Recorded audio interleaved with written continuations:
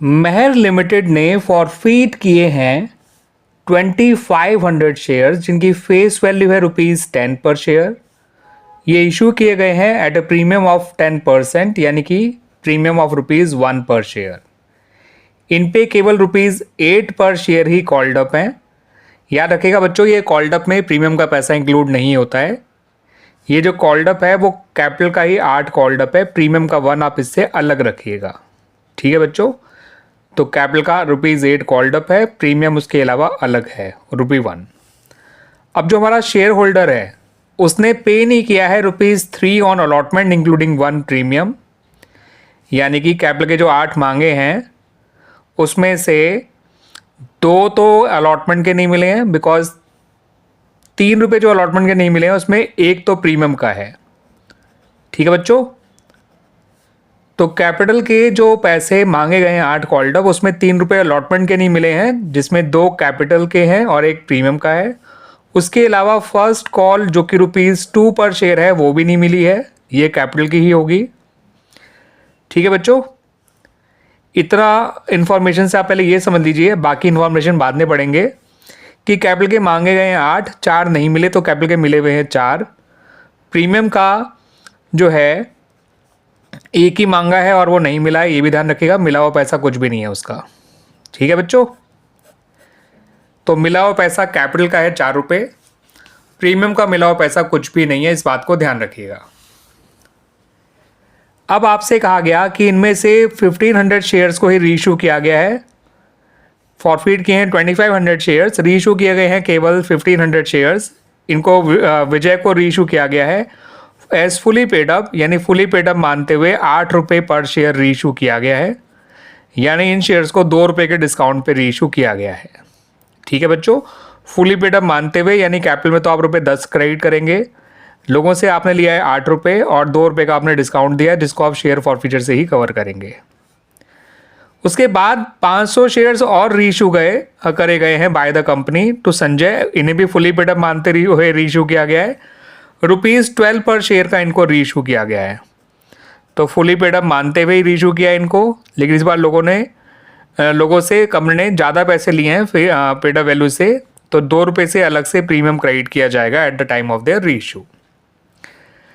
और ये दोनों तरह के जो शेयर्स रीइशू हुए हैं, 1500 शेयर्स जो विजय को और 500 शेयर्स जो संजय को रीइशू करे गए हैं, वो डिफरेंट डेट्स पे करे गए हैं। ठीक है बच्चों, आपसे इस क्वेश्चन में कोई एंट्री नहीं मांगी गई है, आपसे कहा गया है सिंपली कि इन शेयर्स को जो है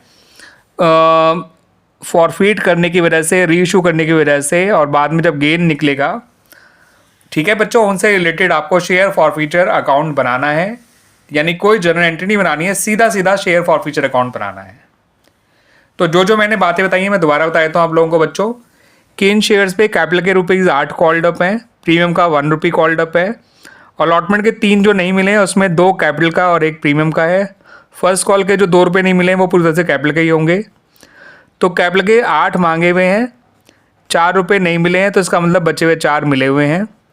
प्रीमियम का 1 मांगा था, नहीं मिला, प्रीमियम का मिला हुआ पैसा कुछ भी नहीं है, यानी जो भी मिला हुआ पैसा है वो सारा का सारा किसका है, कैपिटल का है ना बच्चों।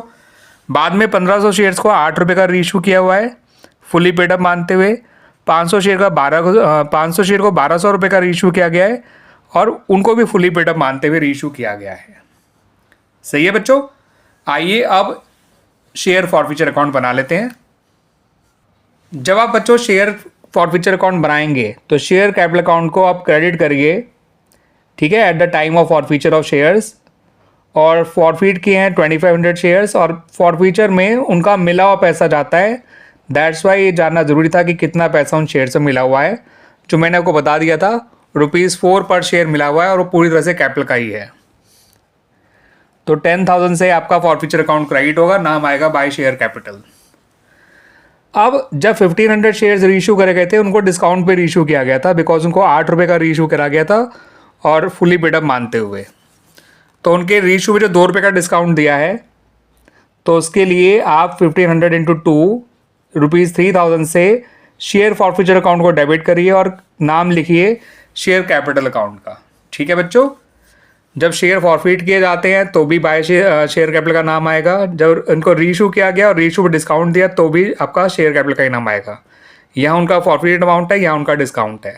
अमाउंट कैसे आए ये इनको बता दिए। अब इन शेयर्स पे आपको गेन कितना हुआ है समझा देता हूँ।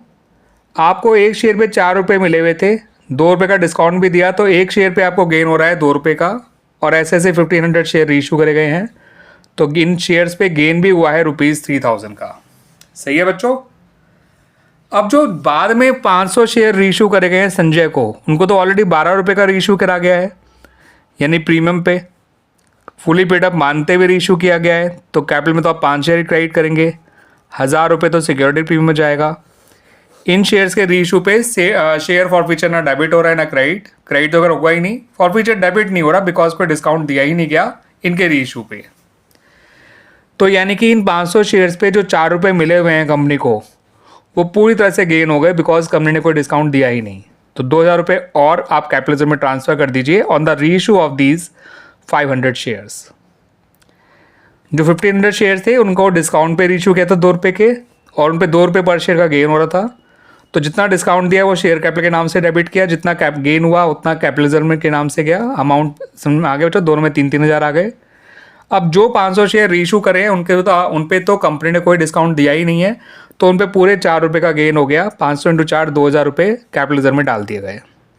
अभी भी कंपनी के पास 500 शेयर बचे हुए हैं और उनका फॉरफिट अमाउंट 4 रुपये है, तो 2000 आपका वैसे आ गया।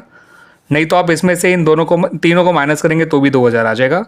लेकिन ये 500 शेयर्स जो अभी तक रीइशू नहीं हुए हैं उनका फॉरफिट अमाउंट 4 रुपये पर शेयर है, तो 500 × 4 तो भी 2000 आ गया। ठीक है बच्चों, इस तरह से हमारा शेयर फॉरफीचर अकाउंट बन गया और ये हमारा क्वेश्चन भी कंप्लीट हो गया बच्चों।